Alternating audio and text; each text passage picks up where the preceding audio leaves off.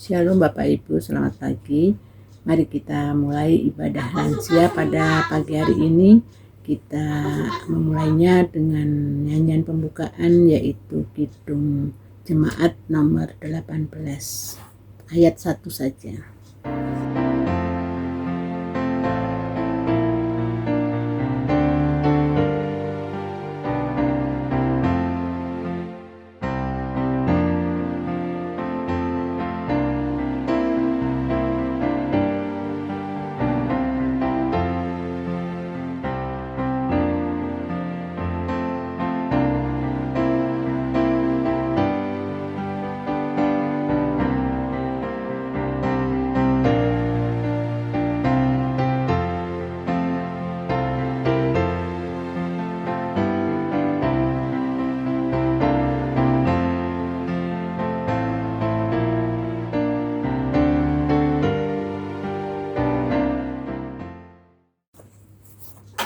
Mari kita berdoa syukur.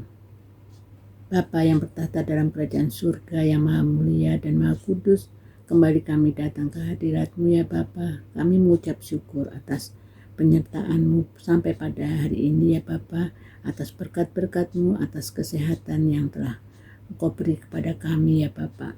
Dan pada saat ini juga kami mengucap syukur atas waktu yang telah Engkau beri kepada kami, sehingga kami dapat berkumpul untuk melakukan ibadah lansia ya Bapa. Walaupun kami jarak jauh, tapi kami percaya Engkau hadir di tengah-tengah kami masing-masing, dan Engkau beri pengertian kepada kami agar kami pun menerima ibadah ini dengan sukacita ya Bapa. Ampunkanlah segala dosa kami ya Bapa, agar kami layak untuk beribadah pada pagi hari ini. Di dalam nama Tuhan Yesus kami berdoa. Amin. Kita lanjutkan untuk pembacaan Alkitab, namun sebelumnya mari kita nyanyikan lagu Kidung Jemaat nomor 27 ayat 1 dan 5.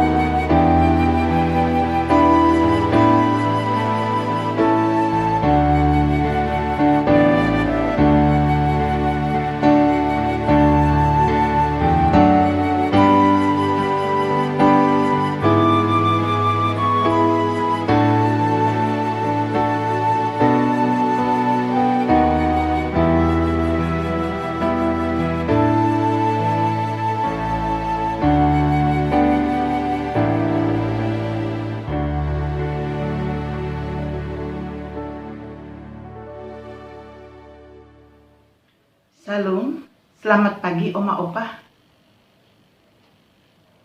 Kita berjumpa lagi untuk ibadah pada hari ini. Yang terambil dari bahan renungan pada hari ini dari Markus 9 ayat 38 sampai 41.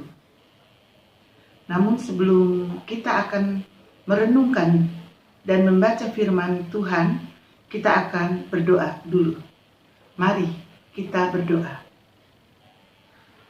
Tuhan Allah, Bapa kami yang bertata di dalam kerajaan surga, kami mengucap syukur atas kasih-Mu, sehingga kami boleh beribadah pada hari ini. Sebentar kami akan merenungkan sebagian daripada firman-Mu. Kiranya Tuhan pimpin setiap kami, agar kami faham dan diberikan, agar kami dapat memahami dan melakukan di dalam kehidupan kami sehari-hari. Berfirmanlah ya Tuhan, kami siap untuk mendengar. Hanya di dalam nama anak-Mu Yesus Kristus, kami telah berdoa dan mengucap syukur. Haleluya, amin. Pembacaan firman pada hari ini terambil dari Markus 9 ayat 38 sampai 41. Saya akan bacakan demikian. Kata Yohanes kepada Yesus, "Guru, kami lihat seorang yang bukan pengikut kita mengusir setan demi nama-Mu. Lalu kami cegah orang itu karena ia bukan pengikut kita." Tetapi kata Yesus, "Jangan kamu cegah dia, sebab tidak seorang pun yang telah mengadakan mukjizat demi nama-Ku dapat seketika itu juga mengumpat Aku. Barang siapa yang tidak melawan kita, ia tidak ada di pihak kita. Aku berkata kepadamu, sesungguhnya barang siapa memberi kamu minum secangkir air oleh karena kamu adalah pengikut Kristus, ia tidak akan kehilangan upahnya." Demikianlah pembacaan firman Tuhan.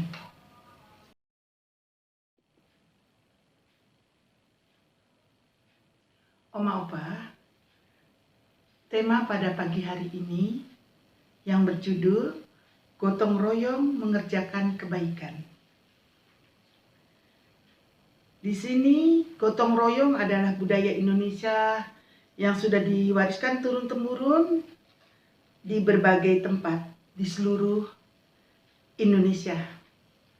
Gotong royong sendiri mendapat nama yang berbeda-beda, misalnya di Toraja, Bambu Solo merupakan upacara pemakaman yang melibatkan orang termasuk dalam memberikan penghormatan terakhir bagi orang yang meninggal di dalam dengan musik dan tarian. Di Jawa Barat ada Sabilulungan, saling mendukung dan bekerja sama mengerahkan segenap potensi, dan karena saling mendukung dan bekerja sama gerakan segenap potensi yang karena tanggung jawab dari kepentingan bersama. Tentunya gotong royong bermacam-macam, yang ada untuk membuat rumah, atau tentunya ada juga untuk kerjasama membersihkan jalan, membuka lahan baru demi kepentingan bersama. Kita saling bahu-membahu untuk mencapai itu semua. Berbagai kalangan kita terus dapat membantu menolong orang-orang yang membutuhkan, dan kita bisa dapat membantunya dengan cara bergotong royong. Ya, tentunya di dalam hal ini Yesus melakukan kebaikan itu hal yang nyata di dalam pelayanannya. Di dalam berpelayanan Tuhan Yesus tentunya ini sudah sangat sering kita baca di dalam Alkitab dengan kemahakuasaannya yang tidak terbatas.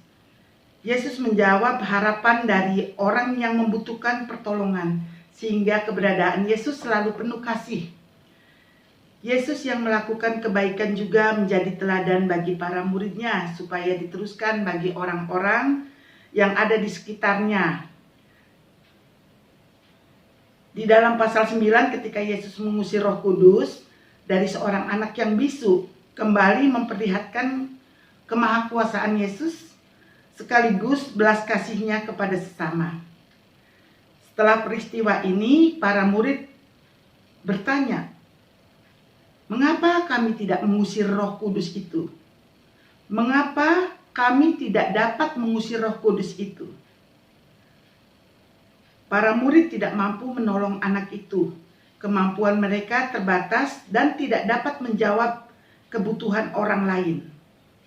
Tentu mereka kecewa pada situasi ini ya.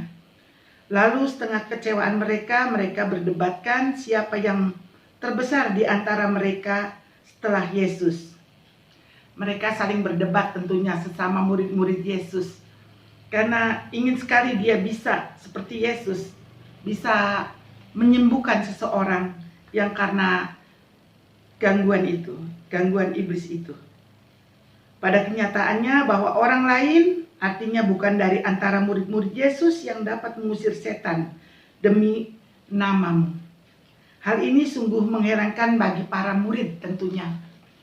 Kenapa orang lain bisa, padahal dia bukan murid atau pengikut Yesus. Nah, sedangkan murid-muridnya sendiri yang 12 orang tidak mampu untuk melakukannya. Hanya Yesus yang dapat mengusir roh. Namun, kemampuan mereka sebagai murid Yesus pun terbatas. Lalu bagaimana mungkin ada pihak lain yang dapat melakukan hal seperti yang dilakukan Yesus? Yesus mengajarkan dan melakukan kebaikan dan memberikan keteladanan, menolong orang lain. Bukanlah para murid punya kesempatan lebih untuk itu, tapi kesempatan itu sudah diambil orang lain.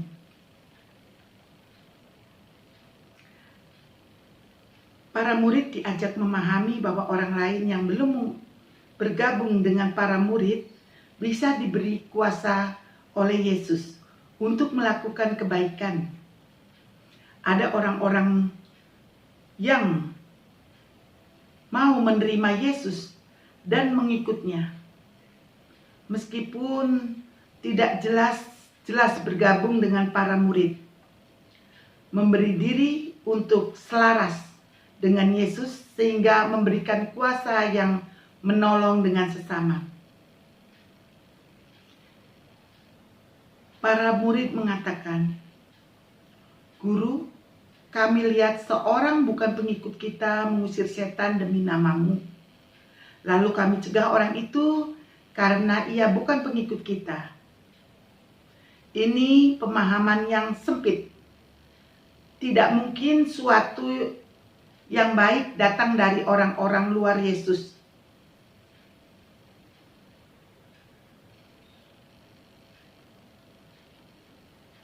Ya, karena itu Yesus mengatakan, jangan kamu cegah dia. Kata cegah itu bisa dilakukan oleh pihak lain, tidak boleh dihalang-halangi. Justru menjadi kesatuan yang saling melengkapi dengan kebaikan yang dilakukan oleh Yesus dan para muridnya. Bahkan siapapun yang melakukan kebaikan seharusnya didukung.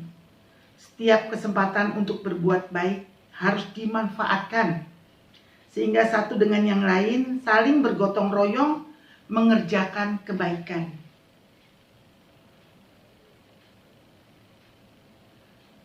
Mengerjakan kebaikan harus dilakukan oleh orang Kristen, juga orang beragama lain. Kebaikan harus dilakukan oleh orang tua sampai pada anak-anak.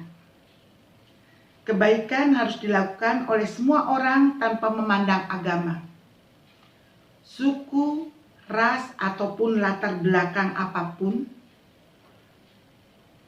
Mengerjakan kebaikan itu menjadi kerja bersama.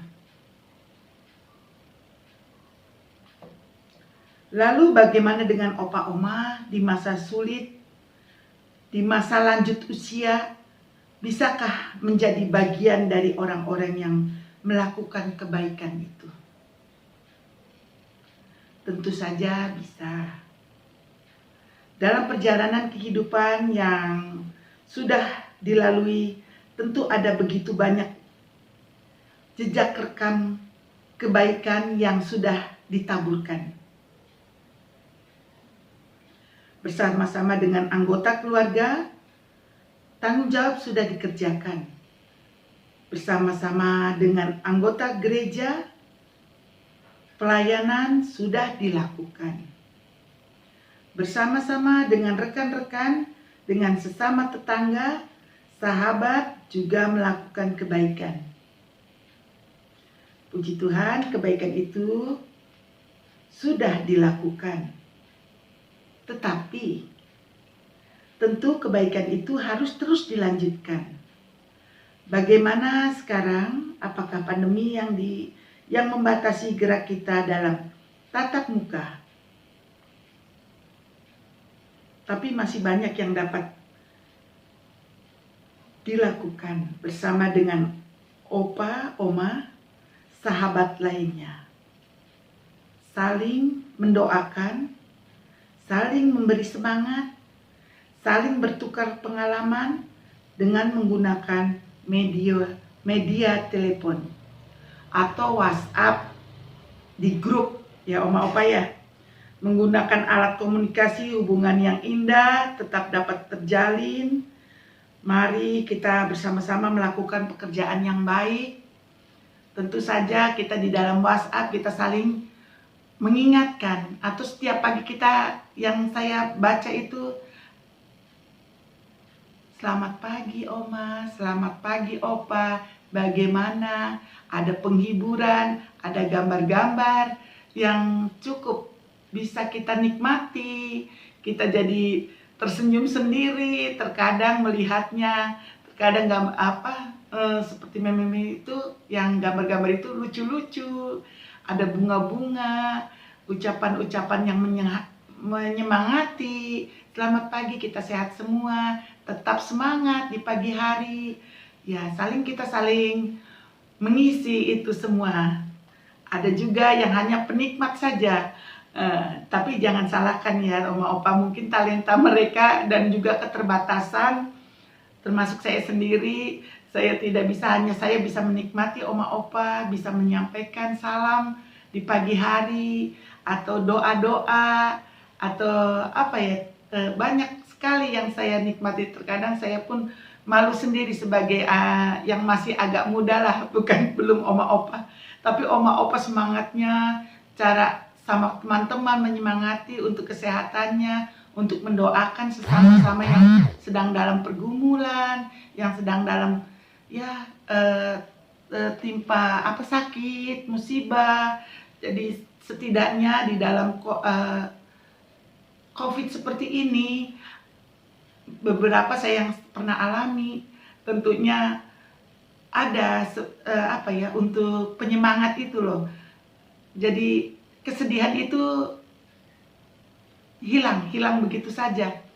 Katanya ada pacuan itu, pacuan untuk bisa kita tidak down.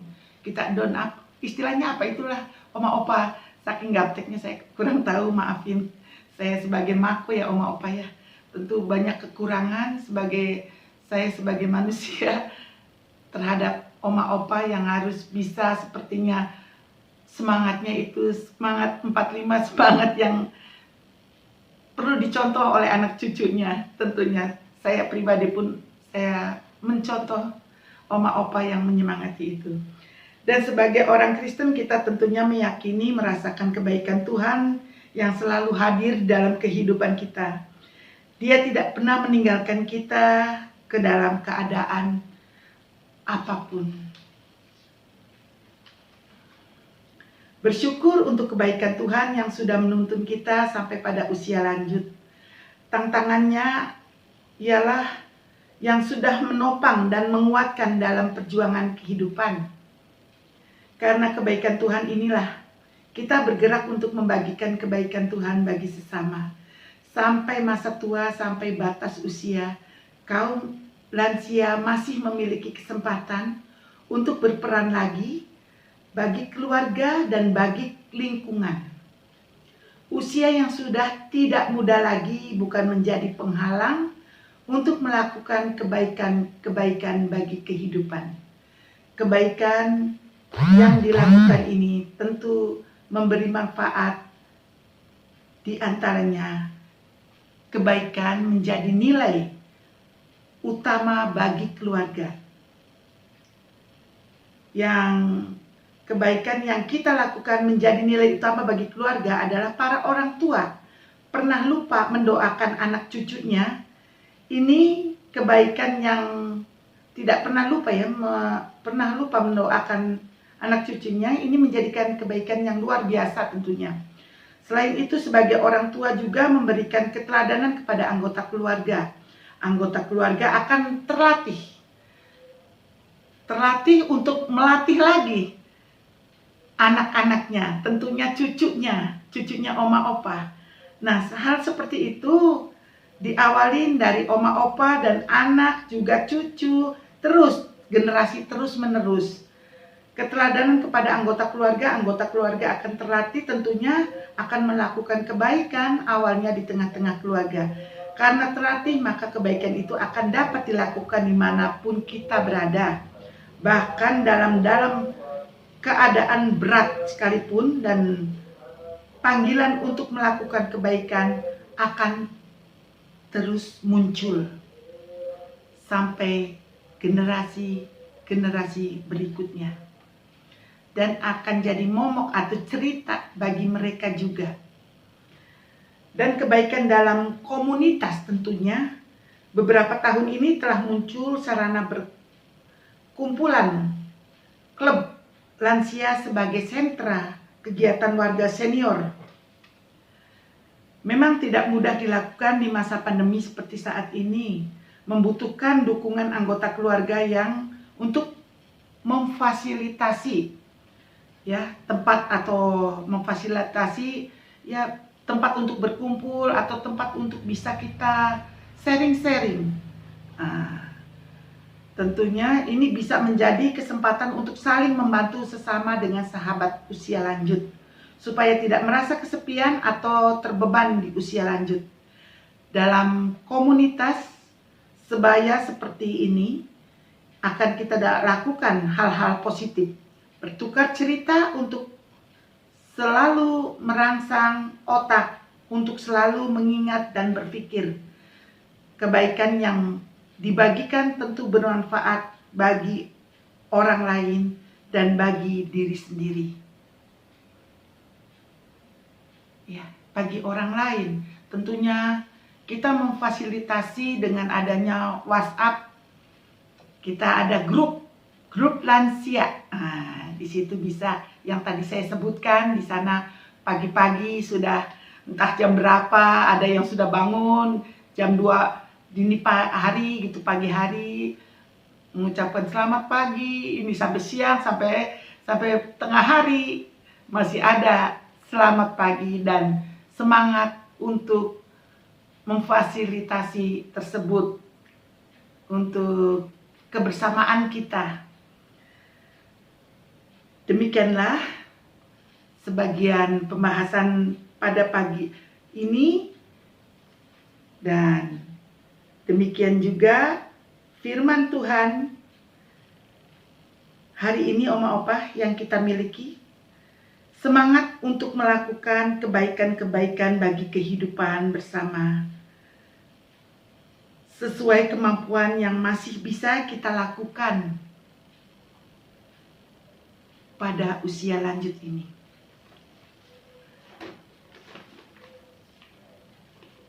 Demikianlah firman Tuhan yang kami bahas pada pagi minggu ini, berfirmanan, dan kiranya Tuhan menyertai kita semua di dalam kehidupan kita.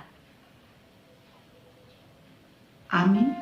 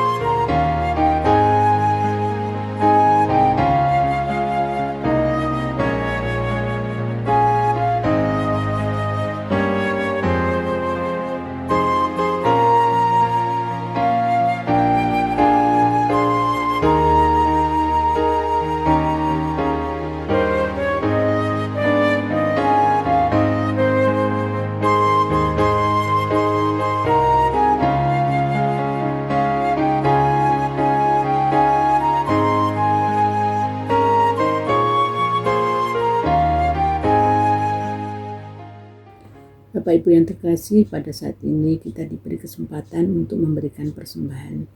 Namun sebelumnya mari kita dengar firman Tuhan yang mendasari persembahan ini, yaitu dari Ibrani 13 ayat 15 dan 16. Begini firman Tuhan. Sebab itu marilah kita oleh Dia senantiasa mempersembahkan kurban syukur kepada Allah, yaitu ucapan bibir yang memuliakan namanya, dan janganlah kamu lupa berbuat baik dan memberi bantuan, sebab kurban-kurban yang demikianlah yang berkenan kepada Allah. Mari kita memberikan persembahan dengan diiringi lagu Kidung Jemaat 302 ayat 1-3.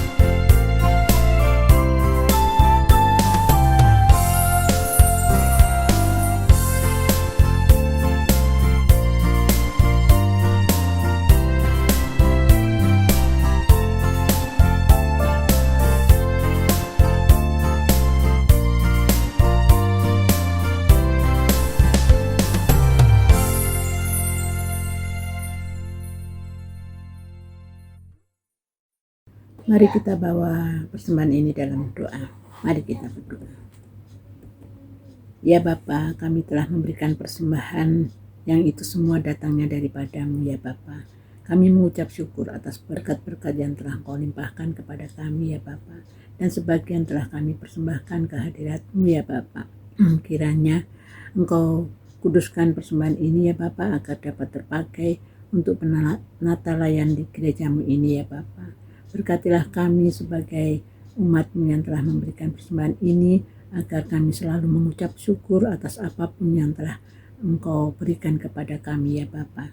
Kami juga memohon kepadamu, kiranya juga Engkau memberikan hikmat maupun kebijaksanaan kepada pelayan-Mu yang akan mengelola persembahan ini ya Bapa. Di dalam nama Tuhan Yesus kami berucap syukur. Amin. Baiklah, mari kita akan tutup ibadah ini ke dalam doa. Mari kita berdoa. Tuhan Allah Bapa yang bertata di kerajaan surga, Tuhan yang maha baik, puji dan syukur kami panjatkan ke dalam tangan-Mu ya Bapa. Terima kasih untuk penyertaan dan perlindungan-Mu dari malam hingga sampai saat ini, pagi ini. Terima kasih juga untuk setiap perlindungan, perkataan dan pendengaran kami yang boleh saja berfungsi untuk mendengarkan firman-Mu pada saat ini, Tuhan. Firman yang telah Engkau taburkan dan kami dengarkan, kiranya firman-Mu dapat kami lakukan dalam kehidupan kami hari lepas hari. Tuhan, kami berdoa kepadamu, memohon kasih dan penyertaan-Mu dalam kehidupan kami di masa usinda ini ya Tuhan, di masa usia tua ini ya Tuhan. Mohon bimbing dan penyertaan-Mu untuk kami dapat melakukan kehidupan kami seturut dan sekehendak Tuhan saja. Biarkanlah apa yang ada dalam pemikiran kami, perkataan kami, perbuatan kami, juga pendengaran kami, semuanya Tuhan penuhi dengan kuasa Roh Kudus agar kami bisa melakukan kehidupan ini seturut dan sekehendak Tuhan. Kami juga berdoa memohon kasih-Mu ya Bapa. Mohon padamu ya Bapa, kiranya untuk kaum usinda, baik yang sedang dalam pergumulan, Tuhan kiranya mampukan dia untuk mengatasi semuanya Tuhan. Baik yang sedang dalam sakit, Tuhan juga mohon sembuhkan kami kaum Isinda ini ya Tuhan, daripada penyakit, angkat penyakit kami Tuhan, dan sembuhkanlah dengan kuasa dan Roh Kudus-Mu ya Bapa, kuasa Roh Kudus-Mu. Tuhan juga sembuhkan orang-orang yang sedang dalam kesulitan atau apapun Tuhan, dalam lemah fisik ataupun dalam pergumulannya ataupun dalam segala hal Tuhan. Kiranya Tuhan juga angkat segala apa yang dia tidak mampukanlah semuanya Tuhan dalam kuasa-Mu. Tuhan, kami juga berdoa untuk semuanya yang anak cucunya Tuhan, anak dan cucu-cucunya Tuhan. Kiranya di dalam pergumulannya juga Tuhan mampukan untuk dalam berpendidikannya untuk cucunya Tuhan, dan untuk anaknya, untuk mengurus anak-anaknya di masa pandemi ini Tuhan. Segala pergumulan dan segala sakit penyakit, juga segala apapun yang Tuhan yang digumuli kami di dalam kehidupan ini, Tuhan semuanya yang punya kuasa, Tuhan juga yang punya kesembuhan untuk itu Tuhan. Ampuni kami Tuhan atas segala kesalahan dan dosa-dosa kami tentunya, juga di setiap kami bertindak di dalam kehidupan kami. Mohon ampuni Tuhan, salah kata kami, penuturan kami, pendengaran kami, juga tingkah laku kami tanpa sadar atau tidak sadar kami lakukan Tuhan. Mohon Tuhan ampuni kami. Doa-doa yang kami panjatkan ini ya Tuhan, hanya kami alaskan melalui nama Putra-Mu Yesus Tuhan dan Juru Selamat kami yang hidup, yang mengajarkan kami berdoa seperti doa yang telah Tuhan ajarkan kepada kami seperti ini.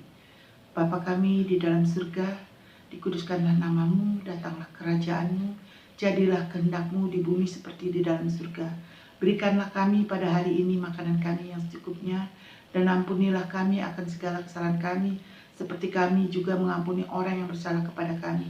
Dan janganlah membawa kami ke dalam pencobaan, tapi lepaskan kami daripada yang jahat. Karena Engkau-lah yang punya kerajaan dan kuasa dan kemuliaan sampai selama-lamanya. Amin.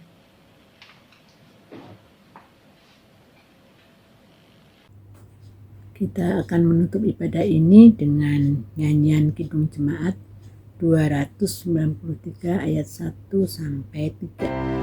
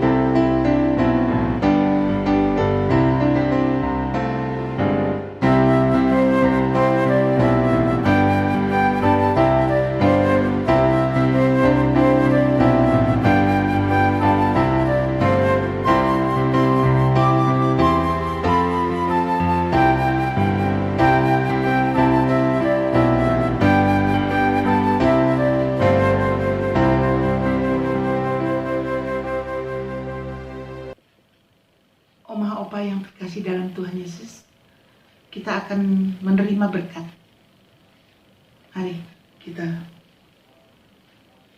Kasih karunia Tuhan Yesus Kristus dan kasih Allah serta persekutuan Roh Kudus menyertai kita saat ini sampai selama-lamanya. Amin.